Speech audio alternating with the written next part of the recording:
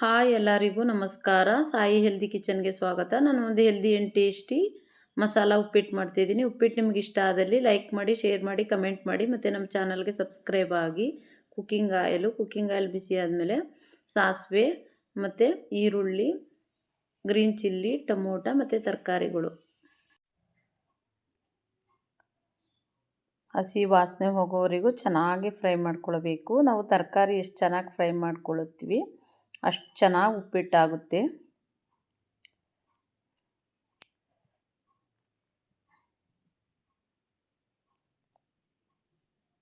ಚೆನ್ನಾಗಿ ಫ್ರೈ ಆಗಿದೆ ಇವಾಗ ತರಕಾರಿ ಎಲ್ಲ.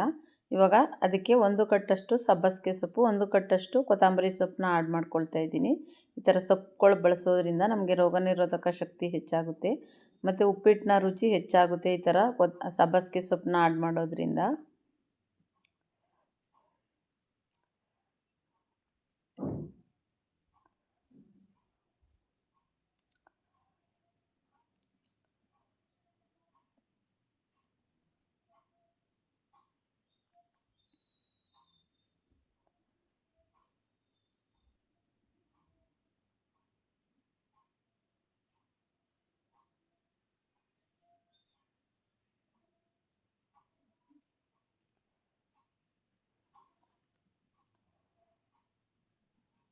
ಇವಾಗ ಬಿಸಿನೀರನ್ನ ಆ್ಯಡ್ ಮಾಡ್ಕೊಳ್ತಾ ಇದ್ದೀನಿ. ಸುಮಾರು 3 ಲೋಟದಷ್ಟು.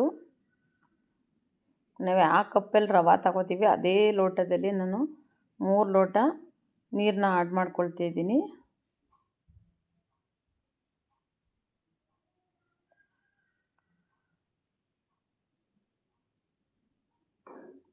ಇವಾಗ ಲಿಡ್ನ ಕ್ಲೋಸ್ ಮಾಡಿ ಒಂದೇ ಒಂದು ವಿಷಲ್ ಹಾಕಿಸ್ಕೊಳ್ಬೇಕು.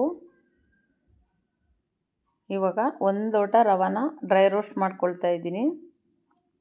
3 ಲೋಟ ನೀರಿಗೆ 1 ಲೋಟ ರವೆ ಪರ್ಫೆಕ್ಟ್ ಅಳತೆ.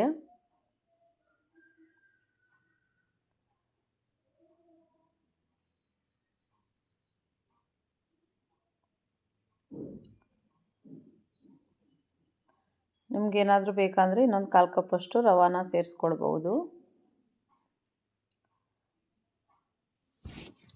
ಸುಮಾರು 4 ಜನಕ್ಕೆ ಬ್ರೇಕ್ಫಾಸ್ಟ್ ಆಗುತ್ತೆ ಇದು, ತರಕಾರಿ ಎಲ್ಲ ಇರೋದ್ರಿಂದ.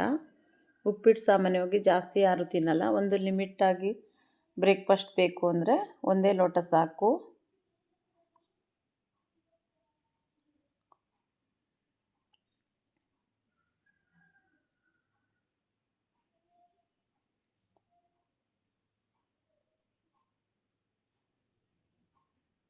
ಚೆನ್ನಾಗಿ ಹಸಿ ವಾಸನೆ ಹೊರಗೋವರೆಗೂ ಹುರ್ಕೊಳ್ಬೇಕು ರವಾನ. ಇವಾಗ ಲಿಡ್ನ ಓಪನ್ ಮಾಡಿ ತರಕಾರಿ ಎಲ್ಲ ಚೆನ್ನಾಗಿ ಸಾಫ್ಟ್ ಆಗಿದೆ.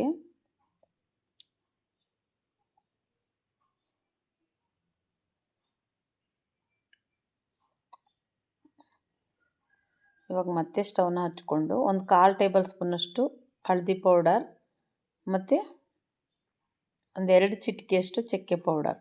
ಮಸಾಲ ಉಪ್ಪಿಟ್ಟಾಗಿರೋದ್ರಿಂದ ಚಕ್ಕೆ ಪೌಡ್ರನ್ನ ಆ್ಯಡ್ ಮಾಡಿದ್ರೆ ಉಪ್ಪಿಟ್ಟು ತುಂಬ ಟೇಸ್ಟಿಯಾಗಿರುತ್ತೆ. ರುಚಿಗೆ ತಕ್ಕಷ್ಟು ಉಪ್ಪು.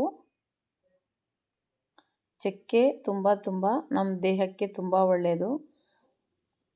ರೋಗ ನಿರೋಧಕ ಶಕ್ತಿಯನ್ನು ಹೆಚ್ಚು ಮಾಡುತ್ತೆ ಮತ್ತು ನಮ್ಮ ರಕ್ತವನ್ನು ಶುದ್ಧಿ ಮಾಡುತ್ತೆ ಮತ್ತು ಡಯಾಬಿಟಿಸ್ ಬರ್ದಂಗೆ ಕಂಟ್ರೋಲ್ ಮಾಡುತ್ತೆ ಚಕ್ಕೆ ಬಳಸೋದ್ರಿಂದ.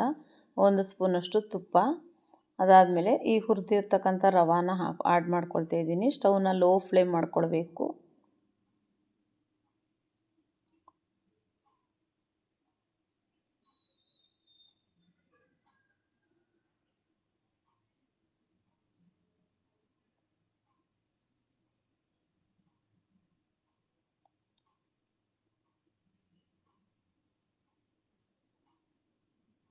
ಇವಾಗ ಇದಕ್ಕೆ ಒಂದು ಅರ್ಧ ಹೋಳಷ್ಟು ತೆಂಗಿನಕಾಯಿ ತುರಿನ ಆ್ಯಡ್ ಮಾಡ್ಕೊಳ್ಬೇಕು.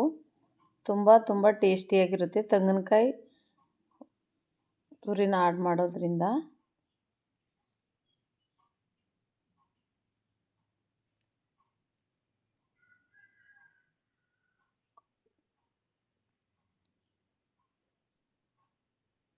ಮತ್ತು ಇದನ್ನು ಇವಾಗ 1 ನಿಮಿಷ ರೆಸ್ಟ್ ಮಾಡೋಕ್ಕೆ ಬಿಡಬೇಕು, ಅರಳಕ್ಕೆ ಬಿಡಬೇಕು.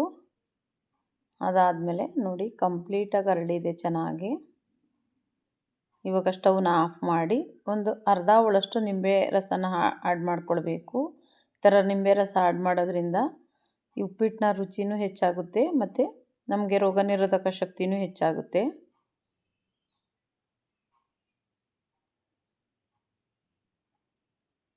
ನೋಡಿ ಎಷ್ಟು healthy and tasty masala uppittu ready ಆಯಿತು. ಎಲ್ಲರಿಗೂ ಧನ್ಯವಾದಗಳು.